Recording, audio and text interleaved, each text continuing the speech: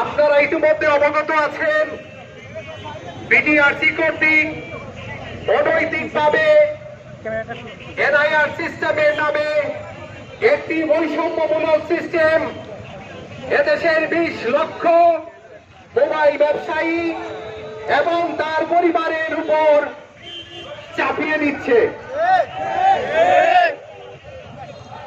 এই বিটিআরসির এই উদ্যোগ, এটি কোনো সাধারণ উদ্যোগ নয়, এটি বাংলাদেশের 9টি সিন্ডিকেট, বাংলাদেশের মাফিয়া 9টি সিন্ডিকেটের প্ররোচনায় আমাদের বাংলাদেশের ব্যবসায়ী সর্বোপরি এদেশের জনগণের উপর করের বোঝা চাপিয়ে দিচ্ছে। প্রিয় দেশবাসী, এই এনআইআর সিস্টেমের বিরুদ্ধে আমরা নই, এদেশের ব্যবসায়ী সমাজ এই এনআইআর সিস্টেমের বিরুদ্ধে নই, কিন্তু বাংলাদেশের এই যে পরিস্থিতি, বর্তমান প্রেক্ষাপট, এই এনআইআর সিস্টেম অনতি বিলম্বে কমপক্ষে 1 বছরের জন্য এটা স্থগিত করতে হবে।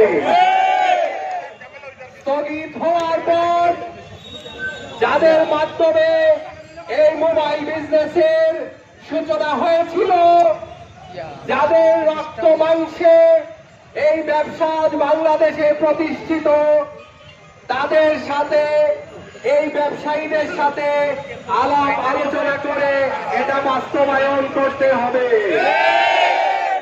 প্রিয় দেশবাসী, এই এনআইআর সিস্টেম যদি এখন কার্যকর হয়, বাংলাদেশে এক বিশৃঙ্খল পরিস্থিতি তৈরি হবে। আমরা চাই না সামনে বাংলাদেশের জাতীয় ইলেকশন, একটা বিশেষ মুহূর্ত, আমরা বাংলাদেশে কোন ধরনের বিশৃঙ্খলা, কোন ধরনের অপচার, কোন পদক্ষেপ আমরা চাই না। আমাদের দাবি কিন্তু অতি সামান্য, আমাদের দাবি, আমাদের ব্যবসায়ীদের দাবি কিন্তু অতি সামান্য। আমরা চাই, আমরা এই দেশ আমাদের, এই বাংলাদেশ আমাদের, এই দেশকে আমরা সবাই মিলেমিশে করব।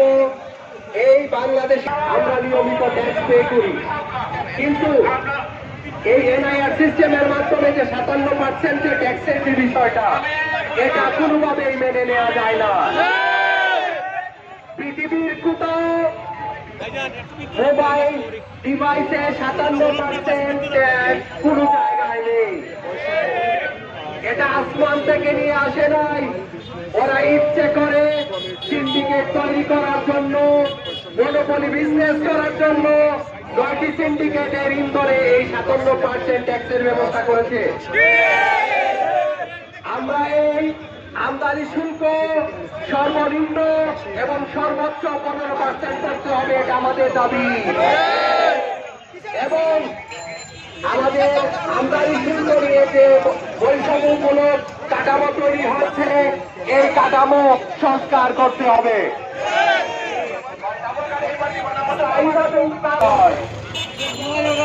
আর আমাদের আমদানি নীতিমালা বড়দেরকে সুবিধা দেওয়া হয়েছে, আমাদের ওরা জাল তৈরি করেছে।